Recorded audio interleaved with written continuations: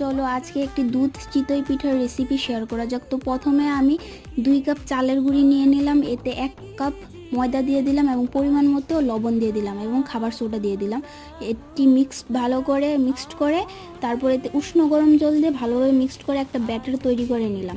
তারপর কড়াই বসিয়ে কড়াইতে একটু তেল ব্রাশ করে তারপর কড়াইতে পিঠের ব্যাটারটা দিয়ে একটা ঢাকা দিয়ে দিলাম, তারপর একটু জল ছিটিয়ে দিলাম, তারপর ঢাকা তুলে পিঠেগুলো আলতোভাবে উঠিয়ে নিলাম। দেখতেই পাচ্ছ পিঠেগুলো কত সফট হয়েছে। এইভাবে সবগুলি পিঠে এক এক করে ভেজে নিলাম। তারপর দুধ জাল বসিয়ে দিলাম এবং পরিমাণ মতো চিনি দিয়ে দিলাম। তারপর পিঠেগুলি সাইজ মতো করে কেটে দুধের মধ্যে দিয়ে দিলাম। তারপর কিছু ড্রাই ফ্রুটস ছিল, তো এই ড্রাই ফ্রুটসগুলিও দিয়ে দিলাম। তারপর বেশ ঘন ঘন করে নামিয়ে নিলাম।